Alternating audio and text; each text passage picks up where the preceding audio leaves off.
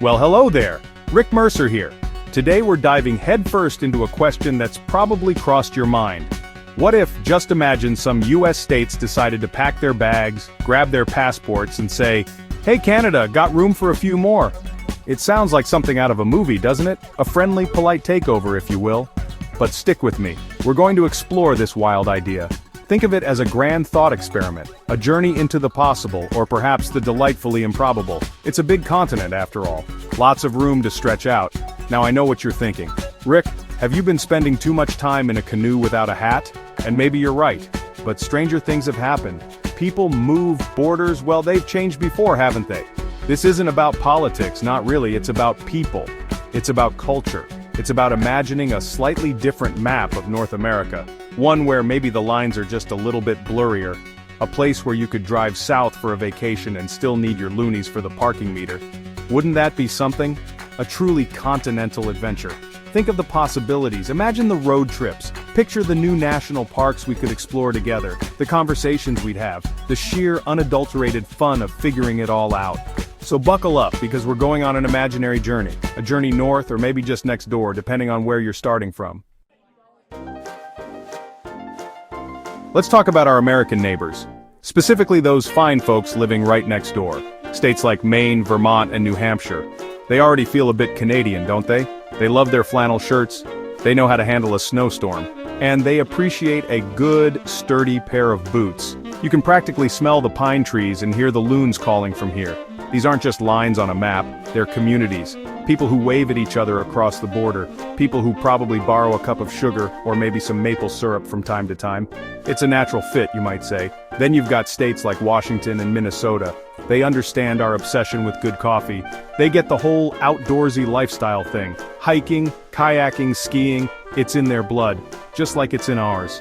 Think of the majestic Cascade Mountains seamlessly blending into British Columbia's stunning ranges, or the thousands of lakes in Minnesota that mirror our own lake-filled landscapes in Manitoba and Ontario.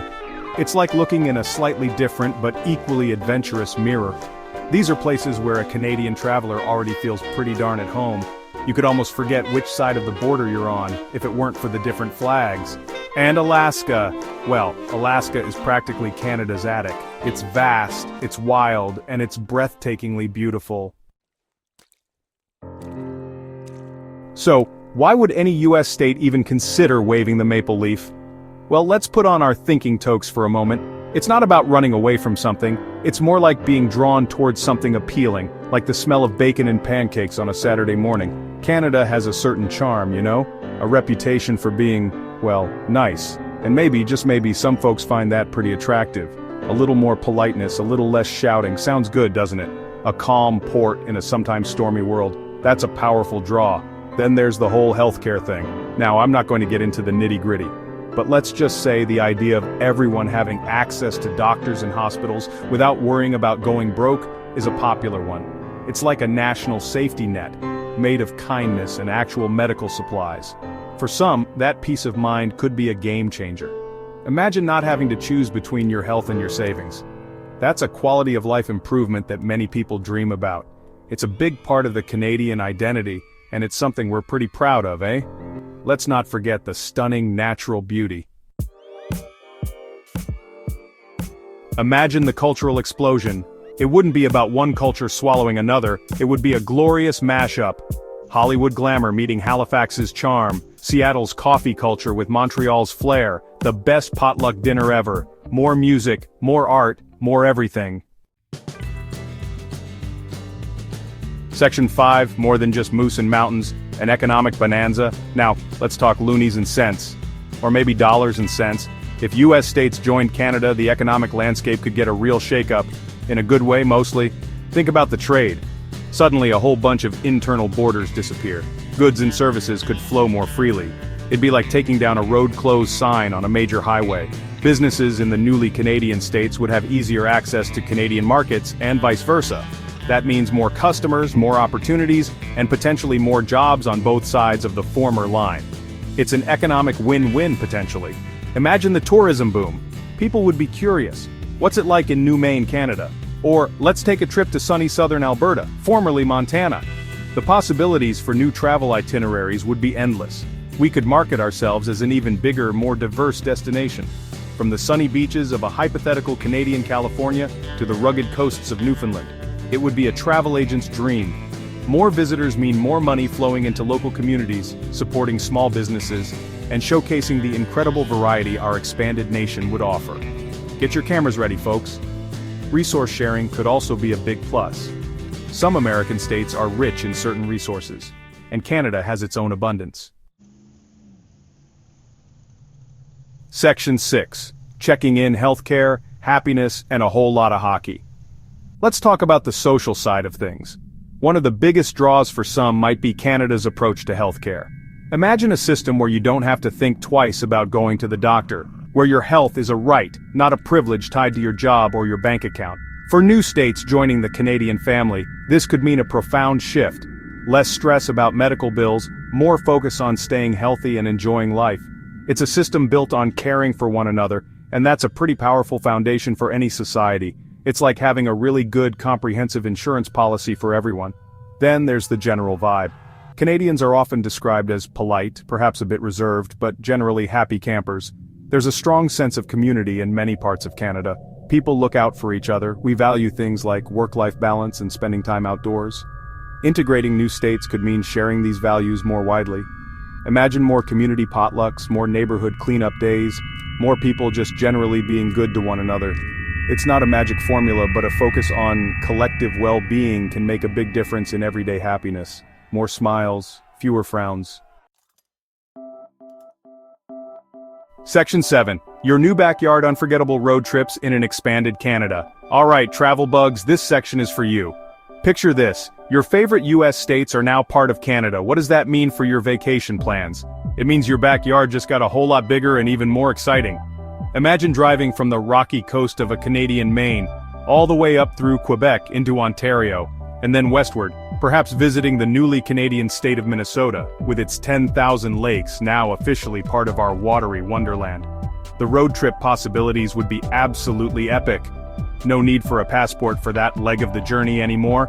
Think about the incredible diversity of landscapes you could explore within one slightly larger country. You could start your day with a surf session in, say, Canadian California, and by the next, be hiking in the majestic Rockies that now stretch even further south under the maple leaf. Or perhaps a scenic drive through the vibrant fall colors of New England, which would now be our newest England-Canada edition. The sheer variety would be astounding, from deserts to rainforests, prairies to Arctic tundra, all under one big friendly Canadian umbrella. Pack your bags because adventure awaits. This expansion wouldn't just be about adding territory, it would be about connecting cultures and experiences. You could explore the historic streets of Boston, now a Canadian heritage city, then hop over to experience the French charm of Montreal, all part of the same grand tour. Imagine the culinary journeys. Fresh New England clam chowder one day, authentic poutine the next, followed by some delicious Pacific Northwest salmon, all without technically leaving the country. It's a foodie's dream come true, a coast-to-coast to new coast adventure for your taste buds. Your travel journal would be overflowing with amazing stories, and for our new American-Canadian citizens, they'd get to discover all the wonders Canada has to offer with newfound ease. Section 7. Your new backyard unforgettable road trips in an expanded Canada. Alright, travel bugs, this section is for you. Picture this. Your favorite US states are now part of Canada. What does that mean for your vacation plans? It means your backyard just got a whole lot bigger and even more exciting. Imagine driving from the rocky coast of a Canadian Maine, all the way up through Quebec into Ontario, and then westward, perhaps visiting the newly Canadian state of Minnesota, with its 10,000 lakes now officially part of our watery wonderland. The road trip possibilities would be absolutely epic. No need for a passport for that leg of the journey anymore. Think about the incredible diversity of landscapes you could explore within one slightly larger country. You could start your day with a surf session in, say, Canadian California, and by the next, be hiking in the majestic Rockies that now stretch even further south under the maple leaf. Or perhaps a scenic drive through the vibrant fall colors of New England, which would now be our newest England-Canada edition. The sheer variety would be astounding, from deserts to rainforests, prairies to Arctic tundra, all under one big friendly Canadian umbrella. Pack your bags because adventure awaits. This expansion wouldn't just be about adding territory, it would be about connecting cultures and experiences. You could explore the historic streets of Boston, now a Canadian heritage city, then hop over to experience the French charm of Montreal, all part of the same grand tour. Imagine the culinary journeys. Fresh New England clam chowder one day, authentic poutine the next, followed by some delicious Pacific Northwest salmon, all without technically leaving the country. It's a foodie's dream come true, a coast-to-coast to new coast adventure for your taste buds. Your travel journal would be overflowing with amazing stories, and for our new American-Canadian citizens, they'd get to discover all the wonders Canada has to offer with newfound ease. Section 8. Navigating the new map. A few friendly bumps in the road. Now let's be realistic. If some US states decided to join our Canadian club, it wouldn't all be smooth skating on a freshly Zambonied rink. There would be a few bumps in the road, a few friendly disagreements over how to stack the firewood perhaps. Integrating different systems, laws, and even ways of thinking takes time and patience. It's like when you get new neighbors. It takes a little while to learn each other's routines and preferences. But with good communication and a shared goal, these things can be worked out. It's all part of the adventure of building something new together. Think about the practical stuff. What currency do we use? How do we merge different government departments? What happens to all those state flags? These are big questions. It would require a lot of meetings, a lot of coffee, and probably a few headaches. But Canadians are pretty good at finding compromises. We're practically experts at it. We'd need to figure out how to blend the best of both worlds, creating systems that work for everyone. It would be a massive undertaking, a truly national project, requiring cooperation on an unprecedented scale. But hey, we built a railway across a continent, we can figure this out too. There might be cultural adjustments too. While we share a lot, there are differences. Americans might find our love for milk and bags a bit perplexing. Section 9, Stronger Together, eh? A vision of North American friendship. So, after all this talk of new borders and blended cultures, what's the big takeaway? For me, it's about friendship, it's about cooperation. It's about imagining a future where North America isn't just about lines on a map, but about people working together, living together, and maybe even cheering for the same slightly expanded roster of hockey teams. This whole idea of US states joining Canada, whether it's a wild dream or a distant possibility, reminds us of how much we already share. It's a testament to the bonds that connect us across that long, friendly border. Imagine a future where the spirit of collaboration is even stronger, where we tackle big challenges like climate change or economic uncertainty as an even larger, more unified team. With more minds, more resources, and a shared commitment to making things better, think of what we could achieve.